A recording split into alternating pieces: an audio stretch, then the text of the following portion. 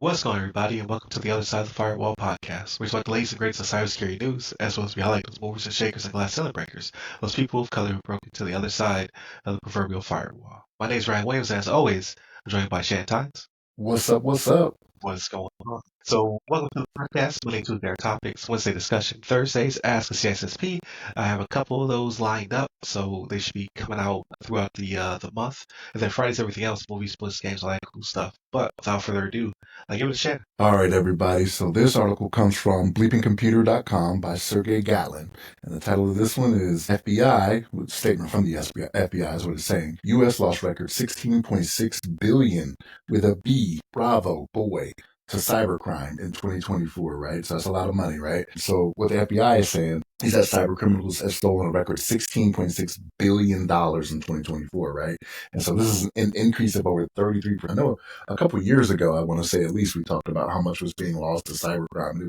It was not this high, right? Like we talked about this, and it's been something that we keep up on every year. But what this is the FBI has a bureau that does an annual internet crime from the Internet Crime Complaint Center. I'll eventually get it out, right? And what they did was they recorded 859,532 complaints last year, right?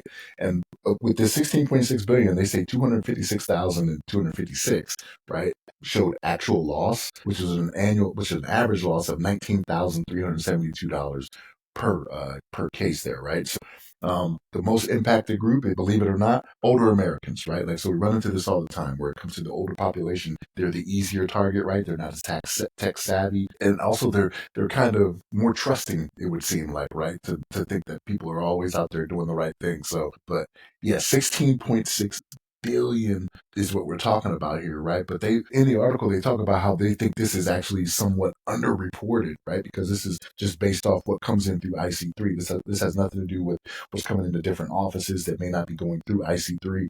So 16.6 billion. Let's just say it's 20, right? Let's just round it up. Let's just say it. It's what we're looking at is about 20 billion worth. But this is crazy, right? So I can't sit here and be like, well, this is easily combatable, right? Because it's not. Like, we know people are going to fall for the different scams, and with the advent of AI, it's going to make it so much easier to do so, right? So with this cybercrime happening to where it amounts to this amount, and here's what you need to think about, right? So the current U.S. government, like, they're going through some downsizing right now, right? So what's to say that this IC3 or the FBI is not going to take a hit here to where the ability to capture this or the ability to help people with this, right, when it gets reported, is not going to be minimized, right, or it's going to be less, right? So they already think they're underreporting, and if they should go through some downsizing to where they no longer have the capability to assist with this or to even take the reports, like, you just may not even be in the know, right? So yeah, this is a sad thing to see, right? People will tell you crime doesn't pay. Well, this is saying differently, right?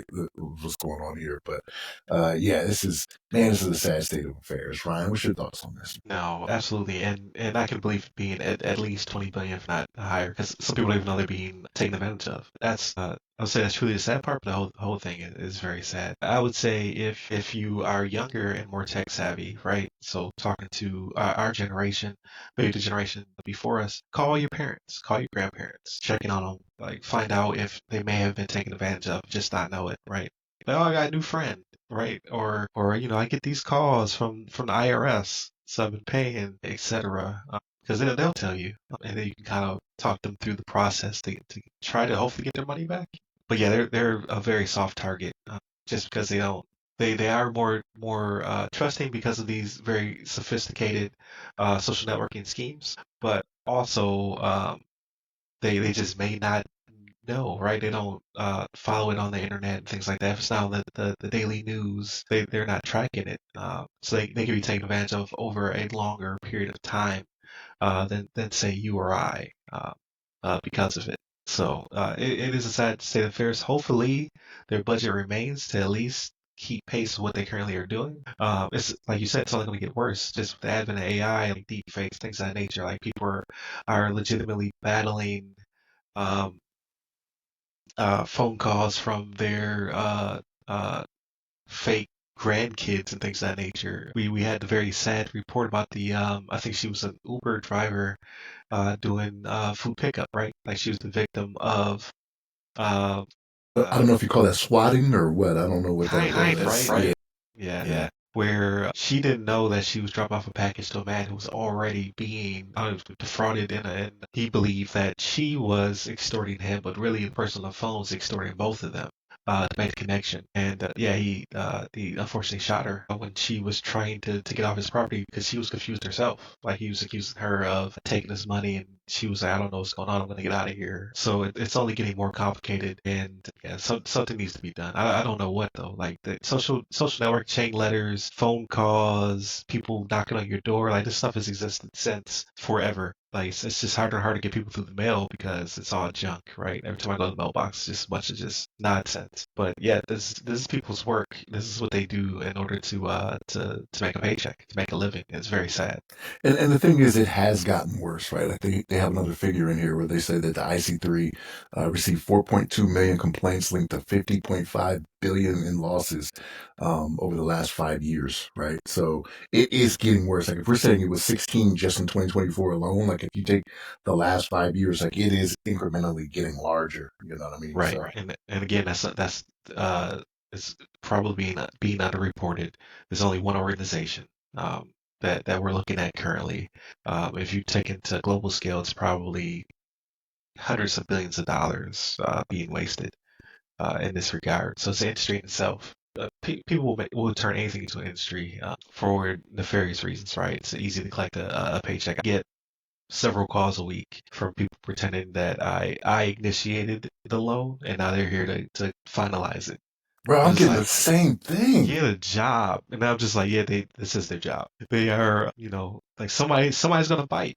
And then they're going to be able to steal, some money from them. And it's all worth it.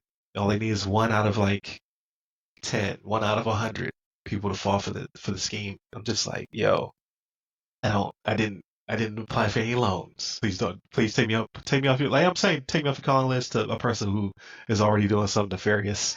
There's no calling list. So I rarely pick up, but when I do, I usually tell them to take me off the calling list. Yeah, I'm sure more will come of this. We will discuss this a lot more over the coming months, especially with again deep fakes, things of that nature, becoming more robust, command schemes, like you name it. Like, it's all tied to the same premise, right? Like people will fall for social networking schemes because either it's something they want, something they need. They just have no clue that this is not a real foe, and they proceed from there. So continue to hit us up. Check out the website, all the websites, the other side of the firewall, the other side of the FW.